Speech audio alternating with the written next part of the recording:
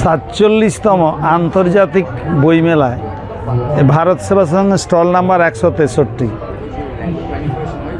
এখানে নতুন নতুন বই, অনেক বই বেরিয়েছে, কিন্তু এইবার এই মহান ঋষিদের কঠোর সাধনা তপস্যার ফল, তাদের উন্নত চিন্তা এবং বিশেষ জ্ঞানের পরিচায়ক এই উপনিষদ।